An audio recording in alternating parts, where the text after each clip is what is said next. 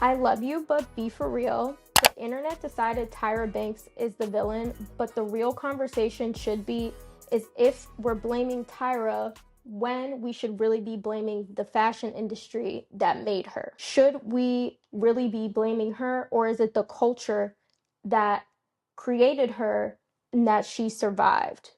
The fashion industry has always sold us a fantasy, whether it be for people trying to be models or buying fashion for having a perfect body, perfect face, a perfect life.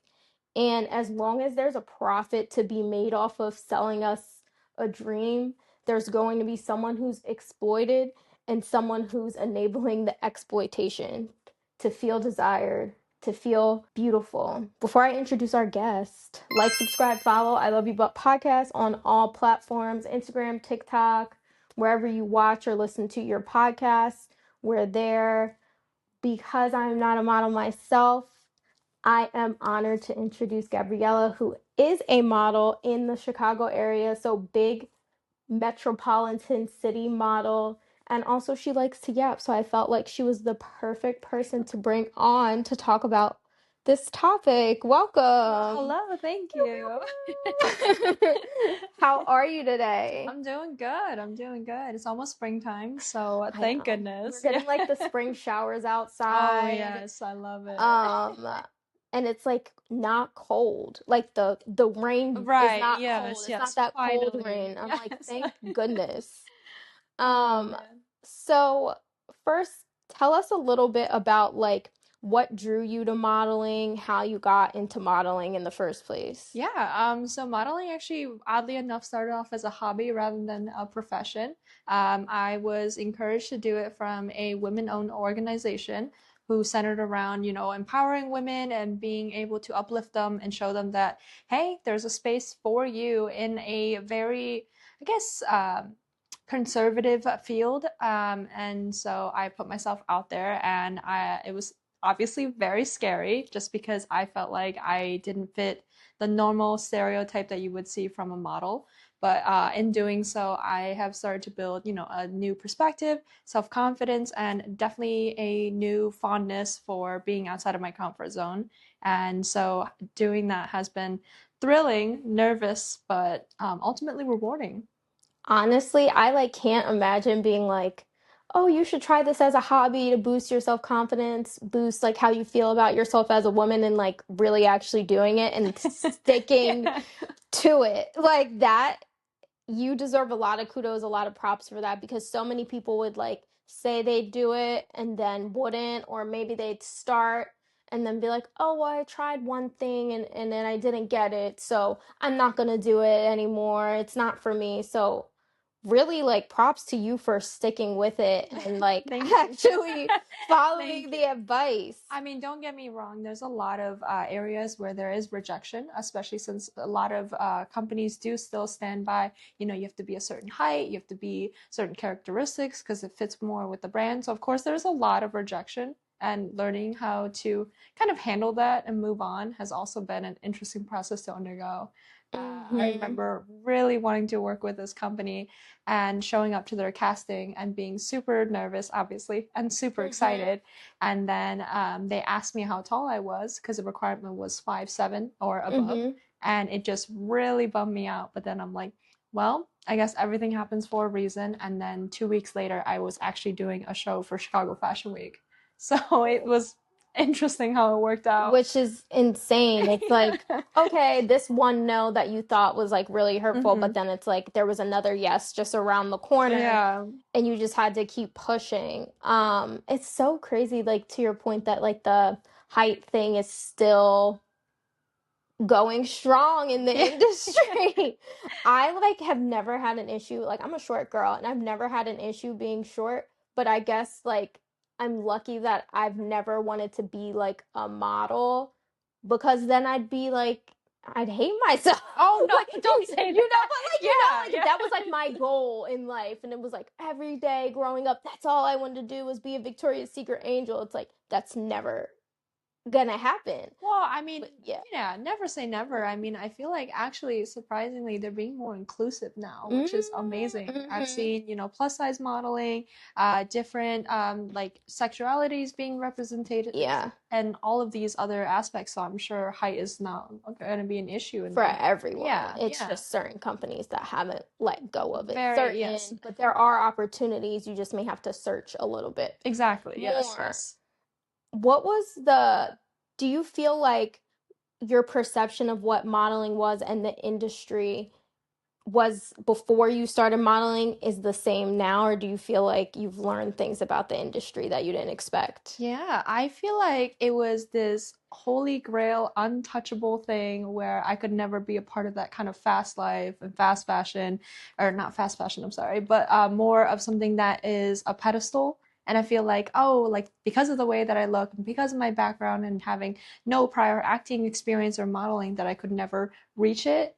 And now Mm-hmm. having been doing this for quite some time, not saying I'm an expert, but it's given me perspective that never judge a book by its cover. They're some of the most nicest people I've ever met and very welcoming, and they'll always give you advice. And all of those other stereotypes tend to float away when you're in it, since you're more worried about doing the best for yourself, and Mm-hmm. everyone else is there to just do the same. Mm-hmm. And it has been very, very welcoming, actually. I haven't really met anyone that I was like, oh, okay, so this is what it's like to be a model, and this is the environment. Okay, this is awful, but I haven't experienced that, thank goodness. So, Mm-hmm. yeah.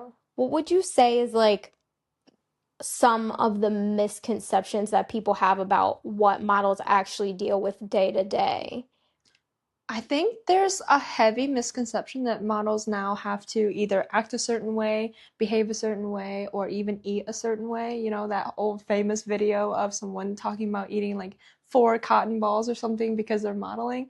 That's a very antiquated way of thinking. I think that they are, just like any of us. They just happen to have certain features that model companies are looking for, and they've built a career out of that and taking advantage of their assets. So, I think it's definitely changed my perspective. Okay, so it's not like everyone on set is like, I can't eat.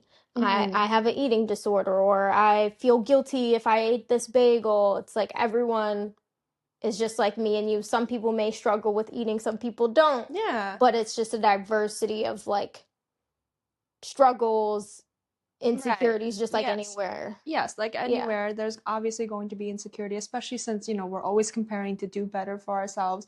And especially in such an image-driven field, there's obviously going to be insecurities and such. But the way that I was speaking to somebody about this, and they said, well, that's an interesting way to think about it. But how I think about it is you're modeling because you have an attribute that no one else has. We're Mm-hmm. all made differently. We're all created in a different image, and because of a certain image, you get the chance to model because they like Mm-hmm. you and the way that you look. So you should feel confident in that. Mm-hmm. And I was like, yeah, you're right. Like I didn't even Yeah. think of it like that because I Like a was light flip, yeah like switch flipped, like, oh right, yeah.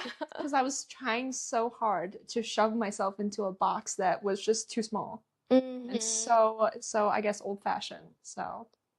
How do you deal with, because like you said, there's gonna be rejection, and scrutiny over the way you look, even if it's not like I've done admin stuff for photo shoots, Mhm. and some of it is not like behind the scenes someone saying, oh, this model is unattractive. They're not saying something negative. They're just like, hey, that model does not fit the look that Right, we're looking for. right.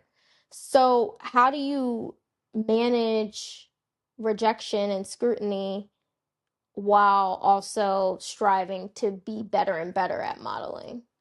I think that the way that I've learned to handle rejection is I'm very much into affirmations. And I keep just saying this in my head to myself after I get rejected. And it's, everything happens for a reason and your time will come.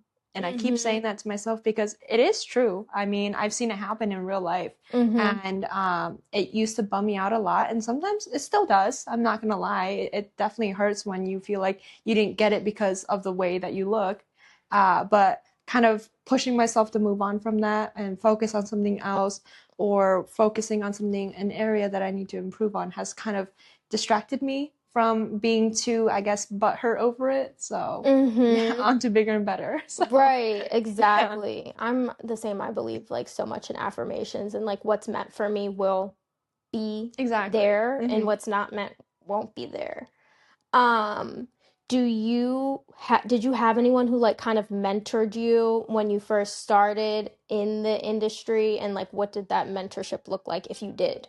Yeah, I had mentorship come to me in various of ways. I also did not realize how interconnected the modeling world is. You'll go to an event and there's a photographer, and then you'll realize that he's everywhere at these different events. Or you'll Mm-hmm. see a model and then you'll follow them, and then you'll realize that they're popping up at all of these other events. And Mm-hmm. from there, it's a great way to network. And I always ask them, what are some good tips to be a good model? What do I need to work on? Because I'm constantly chasing to be better for myself. And it's looked in terms of mentoring, whether it's I need to change the way that I do my runway walk, or I need to be more confident, or not to be so negative, or, someone just sitting there supporting me. All sorts of different various mentorships. But Mm-hmm. I think what I'm so sorry, ultimately helped me in the end was just kind of telling me that, hey, like everything takes practice. You're not going to be perfect at it from the jump. There's no such thing really as a model prodigy, unless maybe sometimes there is. But as Mm-hmm. long as you work towards it, you'll be just fine. Mm-hmm. And confidence is most definitely key. Something that I'm still working on to this day. I feel like it's a forever battle when it comes to Yeah. confidence, though, for all of Mhm. us. I feel like we all will have, well, hopefully, we all have moments where we're like, okay, I'm confident, I feel this. But I Mhm. feel like we also, on the flip side, will always have certain moments where we're like, did I screw that up? Will I ever be able to Yeah. do this? Yeah. And then when it's like literally about your appearance and modeling can feel so personal, I can Mhm. imagine like how hard that is.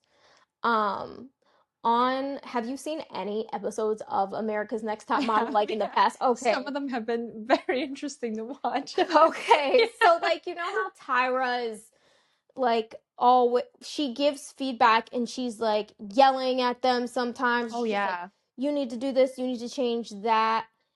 Do you feel like that's a realistic interpretation or experience that like a lot of people in the modeling industry go through? I mean, I wouldn't know the fullest extent of what models go through just because I don't have an agent. And sometimes Mm. when you're sourcing from an agent, I can't speak for everyone, but I have heard that sometimes when you go through an agency and they set you up with Mm. a specific company, they might be more strict when it comes to certain show aspects.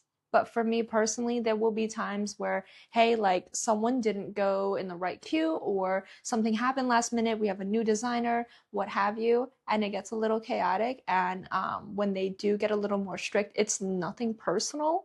The show made it seem like it was more personal, but in general, from my experience, it's just been, hey, there's a flow. We're not following the flow. We need to be on that flow. We need to get everyone moving. This is supposed to be a cohesive show. I'm not sure what's going on. Yeah, because I struggle because I watched the documentary on the show and I have had mentors that are in the fashion and modeling industry, not because I'm in the industry, but through other creative things that I've done. And they can be pretty harsh and Mm-hmm. direct, but I know that it's coming out of a place of love and care. Mm-hmm. So I've never taken it personal. I do think there's like a way that you could be crossing the line, but I think Of course. her generation, which is the same as like the one of the people who's mentored me, I think got it a lot worse, especially as women of color who were like trailblazers in the industry. So Right. I'm like, I get that what she did was not right. Full stop. Point blank period. But I do feel like some of it was her like repeating what she's seen. Mm-hmm. And then also it's for TV. So like to your point, Of course, they're gonna try to they dramatize it for you. may Yeah. like in real life they may be like direct like okay you guys didn't make your cues, looks a mess, this is not cohesive, blah blah blah. In real life it's gonna be like times 10 on TV, especially if you don't have the context behind Oh, of course. what Yeah. happened. Because I'm sure someone could take a clip from any type of show that you've been a part of and just that one little clip and be like, oh, they're talking to them so mean. Right. And it's like, no, that you don't have the context of Exactly, yes. they Yes. weren't being mean. It was like, you need to get it together. This is like a high performing type of thing.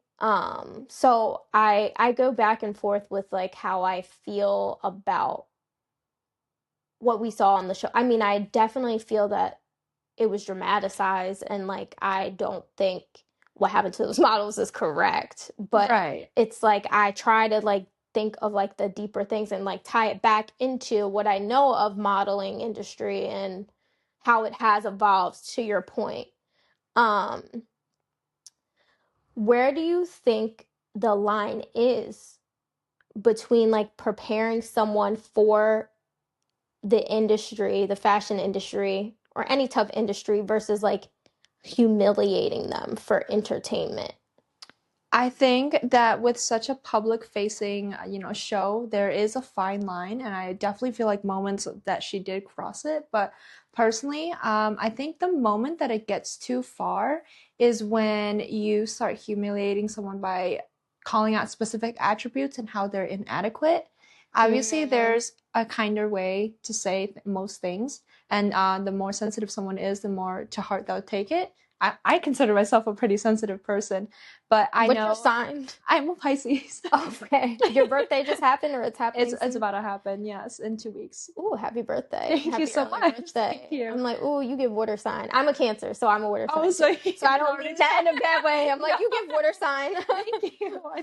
I don't really know too much about horoscopes, but I was told that Pisces are very empathetic and crybabies. So Yeah, yeah. exactly. That's, and like water signs in general are like more sensitive. So as soon as you said that, I'm like, oh. Yes, but I know that sometimes when I've even heard some of them yell, I know not to take it personally, just because I realize that they're just perfectionists doing what they love, which is a weird way to think about it. But if something's not going right, you're gonna keep doing it, or you're gonna change something to make it perfect in your vision, and that's exactly what they want. So I'm like, I'm a work of art, as they say, and they're trying to make sure that everything fits perfectly. And so I'm like, oh, like, you're yelling at me because I didn't take the right step forward in this line of cue, or, maybe I went in the wrong order because I'm clumsy. And that's honestly my mistake because, I was told to do something and I didn't do it correctly, and that is on me.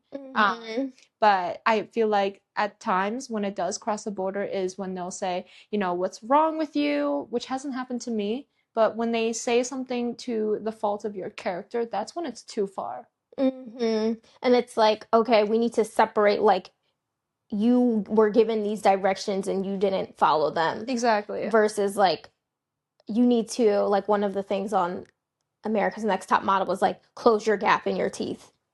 And it's like, God given. yeah, like, and like the person wanted, they enjoyed their gap. They liked the gap in their teeth. It's one thing to say, like, if you're interested, we will pay for such and such procedure. Right. But like, if I say I'm comfortable with my gap, I like my gap, you shouldn't tell me that I need to change that. Right, Like, so I think that actually is a really good way to put it, of like the line, because I feel like things that I've heard said to models a lot has been constructive, to your point of like, we're perfecting this, like this is art, we're getting this right. And it may seem harsh to someone on the outside, but it's true. But then things that I've been like, that made me feel uncomfortable, is like, you'll never be a good model, or you'll never that's make it too far. like, yes. okay, like now we're like getting to abuse. Like you could, I think you can, I like to say, like, curse somebody out respectfully and be like, what did you just do? Or like what they say, corporate style. Right, exactly. Like, you can corporately curse somebody out. And I feel like that's fine in that industry, just because it's such a high performing industry, but not, now I'm attacking you as a person or your character, or like your attributes. Unless it's like, okay, you were told to come with your hair blow dried and you did not come with your hair blow dried. Right. Again, that's like part of a direction. Exactly. Yes. So like technically it's an attribute, but it's like an attribute that you were told to wear different and you didn't. Mm-hmm. Because they give you like directions on like, hey, like show up with no nails or show up with neutral nails. Yes. Like they give you, it's very clear. It is, yes. I don't think people realize, like they tell you like nude underwear, like even down to that, if down they to need, this, yes, if yes. they need that, like it depends obviously on what you're doing, but like if they need you to be in nude underwear, they will be telling you wear nude underwear. Like yes. yeah, so I've been told that, yes, because some of the exactly. dresses, you know, the way that they fit might expose something. I've actually had a show where somebody did not come prepared, and they were like, "Well, what's going on? I can see the pattern down there. It does not fit the sheer dress. What are we gonna do?" And instead, he could have handled it one of two ways. One, get super mad at the model who came last minute, was very unprepared, no fault of her own. I'm pretty sure there was something personal that happened. And instead, he chose to ask somebody if they had an extra pair that was clean or whatever other solution, or if they would like to participate in the designer that's not as revealing. Like, there's ways to do it without kind of demeaning someone. And I think really at a shoot, you should have extras of that stuff that's new. Like, right. Yes. clean. Like, you tell them to show up a certain way, but you know someone's going to forget something. You know someone's going to miss something. Someone may need an extra bobby pin. Like, you're supposed to have, like, extras of certain, like, stuff on set. But I agree. Like, it could have went a very different way, and he could have, like, yelled at the model for that. I'm, like, glad that there's, like, so many more positive experiences that I'm hearing about. I'm like, oh, this is good. It sounds like there's been like progress in the industry. Now going back to like the trauma cycles that happened in the industry and industry hazing from people who survived. And I know it's not just limited to modeling, like we think of even fraternities, sororities, or like sports in the locker room, football, basketball. So it's almost like a psychological thing of like, if I went through this to get into this industry, this profession, I want to make you suffer in the same way. Do you feel like a lot of that has been like phased out a little bit in this next generation of creative directors? I think, well, I didn't experience any hazing, and that's on my personal account just because I came into this as a hobby. Like, I wasn't dead set on taking this seriously, And having an the agent. agent piece. Yes, Yeah, I yes. forgot about that. Because, I mean, I've worked with a specific model who travels back and forth from New York because she does New York Fashion Week as well. And she has been an absolute angel. I have never had a hazing experience. I won't speak on behalf of people who probably had such a traumatic event like that happen to them. But for me, it was more so of I'll get certain looks of, hey, like, what is she doing here? She seems to not know anything. That's definitely happened when I first started. And it was because of that, I was like, oh my goodness, I just need to improve. I don't want to be looked at like that. So I need to improve. It's not anything to do with them. They're here to do their job. And I'm here because I wanted to, build confidence, push myself into different unknown territory. So I'm stepping into their place. So for me, it wasn't so much of a hazing, and I haven't really heard any stories around that. So I'm just kind of dumbing it down to how it's not really prevalent nowadays as it was back then. And I think to your point too, like some of it probably has to do with not being signed to an agency. Because I know when people are signed to agencies, sometimes they'll be like, oh, well, they told me they didn't like that my hair. I changed my hair to this and they're not going to be able to book me for anything, blah, blah, blah. And I think like there's a certain part of it that is true of like, if you get booked with a certain style, you need to keep that style, point blank, period, for the booking. For the duration, yes. For their duration until the booking. But it's like, okay, if someone changes their hair and they don't have any bookings like coming up, I don't understand. Like, to me, I'm like, I think it's a little bit far to like critique that if they don't have any bookings coming up. Do you feel like, so like, it sounds like the industry is becoming more inclusive, but other people try to make the claim that it's just for show. It's not actually more inclusive now. It's performative. And like because companies need to meet like a certain image to not be canceled because there's cancel culture, now they're being more performative. What have you felt as a woman of color that you've been treated the same as your counterparts in most situations? And if you've seen like plus size models or any other type of models that don't fit like blonde hair, blue eyes, 5'10", do you feel like everyone has been treated equally in your experience? I feel like personally, in my experience, there's been more people of color often than, people who aren't, if Mm-hmm. that makes any sense, which Mm-hmm. is very ironic. I do understand, there's a whole culture centered around hiring specific groups of people to meet a criteria to make it look Mm-hmm. more diverse and inclusive. But with modeling, the kind of events that I attended and was a part of were mostly people of color. Mm. And it was very diverse. I guess it's just because it was more of a small runway and small modeling kind of area where I didn't really see so much of kind of the exclusion of people of color. It was more so welcoming, and I didn't really Embracing. yes, I didn't really get seen differently because of, you know, my skin or anything like Mm-hmm. that. It was just more so my experience level. Yeah, Mm-hmm. which is fair. I think like you can make an argument about how much experience someone has, but as long as it's not getting in the way of like your perception of them. Mm-hmm. Like, okay, you have this experience that's objective, but like, oh, well, you're this race or you're this height or you're this weight. Now that's like Yeah, different yeah. than whatever the case may Mm-hmm. be.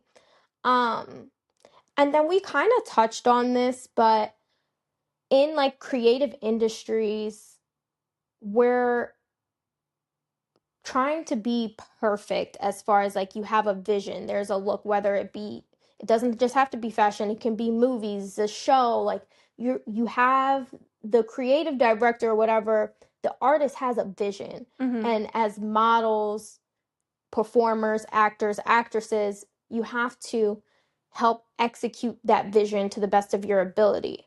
But now we're in this like cancel culture where, people may feel like they can't say certain things. Do you think that like criticism has become softened and like would be at the expense of actually creating good things? Because I am going to compare it to something very different, but Okay. in my head aligns. I like watching the NBA, like Mhm. basketball, professional basketball. And this generation now of basketball players, a lot of them are very soft. Like they get touched a little bit and they're on the ground. Like, oh my Yes. gosh, like Oh man. Oh no. I don't see like the drive, like Right, I don't yeah. see like that hunger, like thinking of like a Kobe Bryant where it's like you just see him and he's like on the court, off the court. I heard lovely, nice, respectable girl dad, whatever. Mm-hmm. God rest his soul, but like on the court, he's like, I'm a villain, I'm Right, killing, right, whatever. And I yeah. don't see that same hunger anymore. And I'm like, have we as a society in like our tough industries become too soft? So that was my like comparison to kind of try to. Yeah, no, I get what you mean. I feel like for the majority, we've become more sensitive, especially since, all of these kind of proactive people came out and said, hey, in this industry, we need to change this. We need to be more inclusive. We need to be more respectful. And I feel like it's gone in both a good way and bad way, depending on how you look at it. I feel like there's a massive amount of people in the employment field. I actually just read an article about this, but Ooh. um, there's a huge surplus of Gen Z population getting fired from their corporate jobs because Mm-hmm. they are coming straight out of college and all they know is college and they cannot get to work on time, cannot turn in their assignments on time, and cannot speak professionally or be very sophisticated or hold a professional etiquette. And it kind of made me think, I'm like, well, we need a job. There should be some sort of mental distinguishment between personal and professional life. And it was very interesting because in the modeling world, yes, it has been great that we're being more inclusive and we're not being so harsh as to say someone is outright, overweight. But there are some moments in time where I have seen someone get a little too coddled, even when they're not performing at their best. It is not my personal place to say, oh my goodness, like they shouldn't have done that. She needs some work because I still need to improve. And I know that. It's not your place, but you're like, it was someone's place. And ultimately, I guess it is up to them on whether or not they want to better themselves. And I pray that they do, because I know I still need to improve on certain aspects of the way that I model or, finding the right poses for cameras, anything down to the niche details. But when I saw that, I was taken a little back because it has been strict directions from the entirety of it. And then one moment of, no, no, no, I promise you're doing fine. I promise you're doing fine. Just keep walking. Everything's fine. And it was interesting to see. So I don't believe in coddling. I don't believe it. I'm like, I know that sounds so bad, but I'm like, I don't believe in it. And I think, like you said earlier, a really good distinction between if it's like constructive or not is, are you talking about the person's attributes? And I think if we don't talk about something that's personal or personal attribute, then it should be a director, whatever's right, photographer's right to give you the criticism respectfully. I'm not going to tell you that you're doing your best job or a good job if you're not doing that. And I wouldn't want you to tell me that. I wouldn't want you to be like, you did the best job you could have done, and there's things that I could improve upon. And it's like, okay, if you're like, maybe India's not in a space to receive this right now and you wanted to wait until later, you can wait until later, but don't say the lie. Like, don't come at me and say the lie. Like, okay, like, I think you're feeling a little flustered right now. We can talk about feedback that I have for you, like, later. Let's, like, keep pushing through. Like, you got this. You'll be able to whatever, like, get through it. Like, I believe in being positive. Like, we talked about affirmations and all that. I believe in that, but coddling does not do that other person good, and it does no good in your vision that you're trying to execute.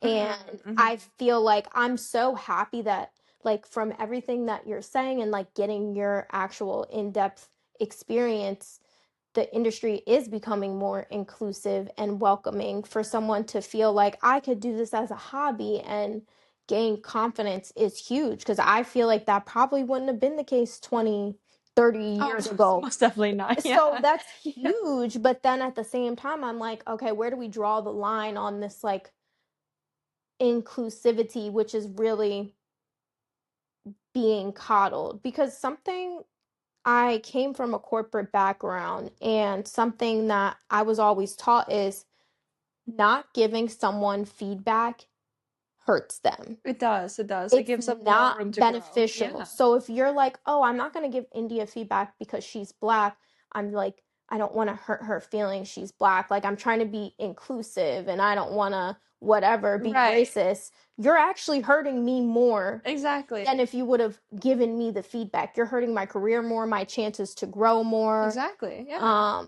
My chances to understand how to improve. You're hurting that. So in trying to, like, not be whatever, racist, sexist, whatever, all the ists, you are hurting that person more. And I think, like, I hope that, like, at some point there's a little bit of, like, a course correction, not just in fashion, but in other industries too, where it's like, how do we draw the line and be like, okay, this is where we have to start being for real with people and get it together, because it's not helping. That person was not helped by being coddled. No, they were not. They're not growing. They're not learning, and they probably aren't getting more confidence either.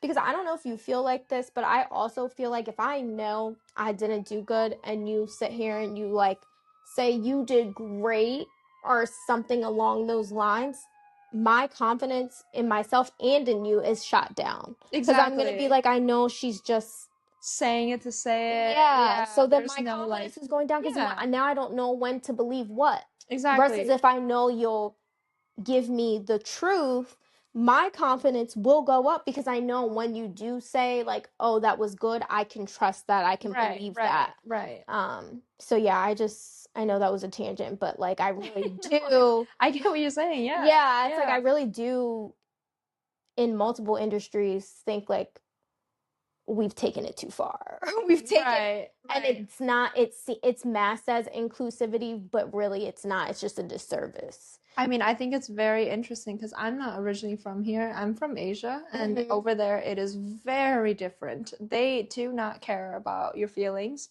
It's more about what you can do, how you can service the country, and what you need to do to get your job done. It isn't Mhm. about, oh my goodness, she's upset. Now we have to stop everything and make sure she's okay, and then we can carry on. And Mhm. anything else that she may need, or, having to kind of hire people for the sake of hiring people and not for the sake of the job.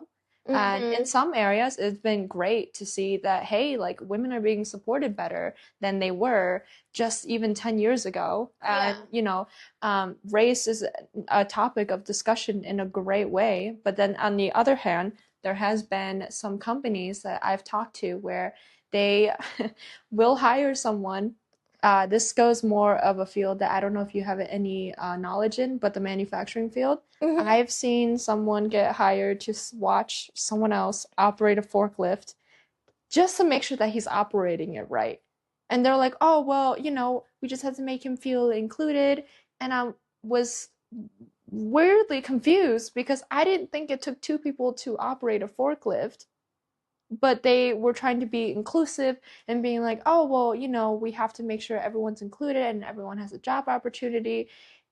But then I'm sitting here wondering, what skill sets is he learning by standing there and watching someone? Mhm. Like, what area of growth is he kind of experiencing personally besides being taught mentally that all he has to do is stand around and make money, you know? You're not growing. So it's like it's masked as like, oh, we're being inclusive, yeah, Yes. diversity, but it's like no, you're not because you're not teaching them any new skills and No. you're it's just like to meet a quota. And Mm-hmm. it's like I understand why like quotas became in place at first because it was like there was actual like we won't hire people if they are not white or if they're a woman like so I get why they were started but I'm like you have to be intentional Yeah, yeah. about how you're going about it. And to your Mm-hmm. point, I think your work should speak for itself, whether it's good or bad. And I think you should have the opportunity to improve upon whatever the work you do is.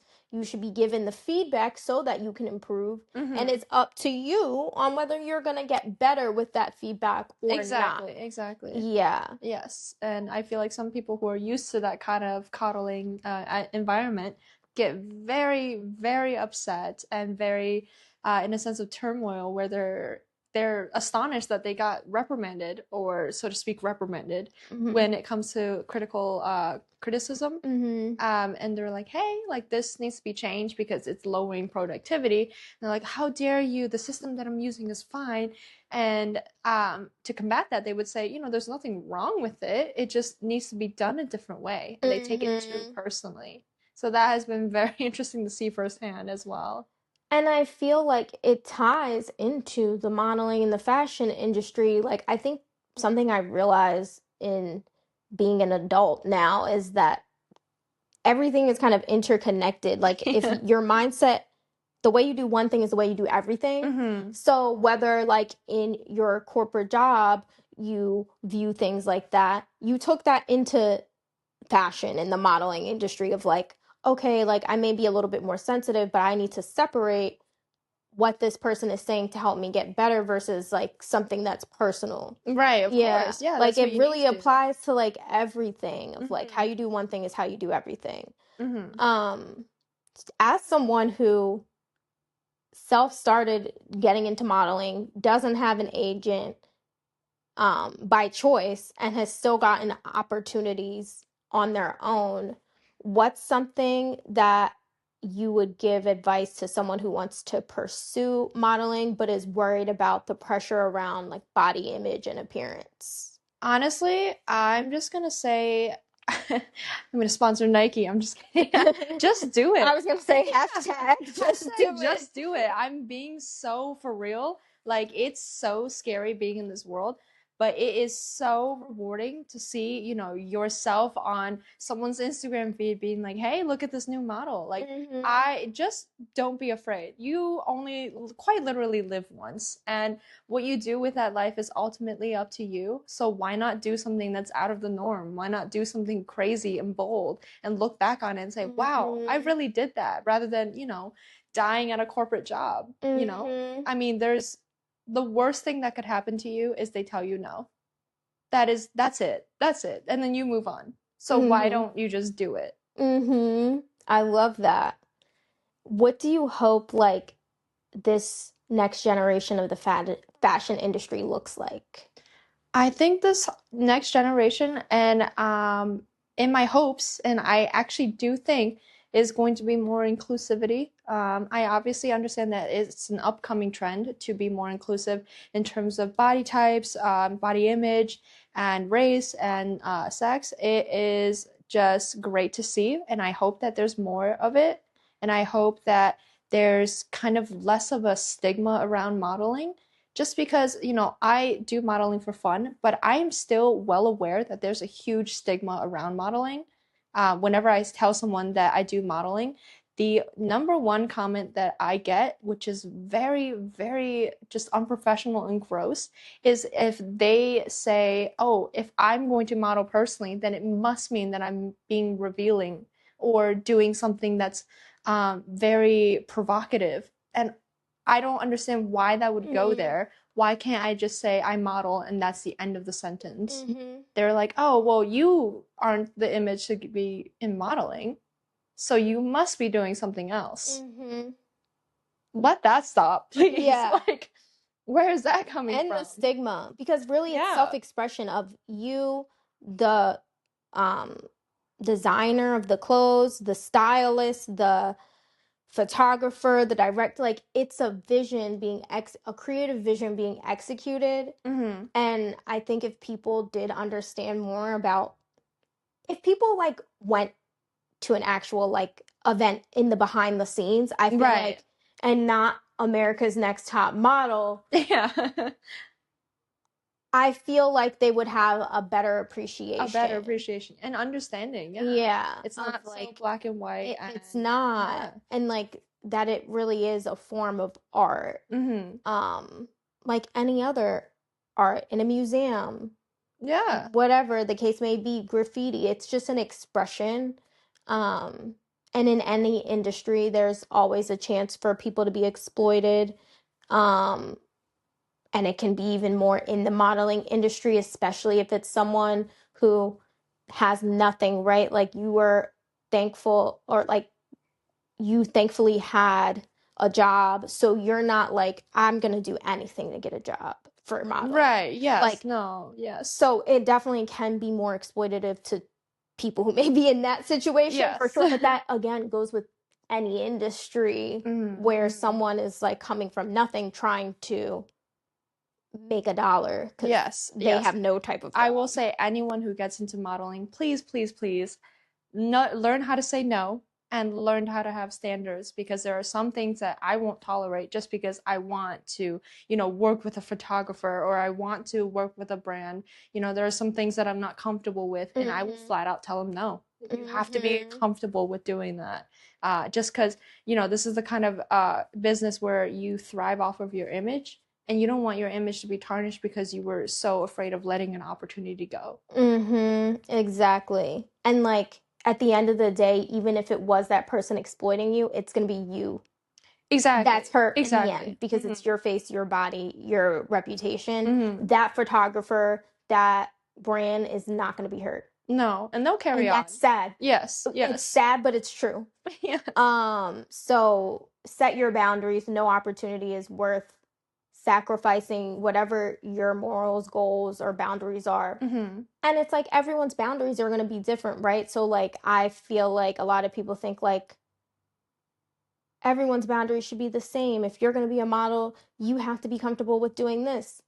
No, you don't have to. You just will say, yes to different opportunities than someone else who's more open to another type of modeling. Some people I know, like I have a cousin who she does like fashion modeling, Instagram modeling, and like will do stuff for designers and stuff, but she doesn't do runway. Yeah. That's just what she doesn't do. Like, that's Yeah. fine. Yeah. But there may be some sorts of things that she wears for brands that you would be like, hey, actually, I would not wear that. Like, it doesn't really matter, but you have to understand like what your personal boundaries are and your why behind those. But I think it's so beautiful to hear how the industry actually is changing and has changed, because coming into this, I really was like, from watching like Tyra not really take accountability and watching the documentary as much, or some of it felt performative in her accountability, I was like, is the industry still kind of like this? And she's kind of like a victim of it. And I think ultimately, I do think she suffered traumas, and I do think she put other women through traumas on TV, but it seems like there really is a change. And I'm hoping that in that change, we're still able to maintain the rigor that it takes to be in the industry. Yeah.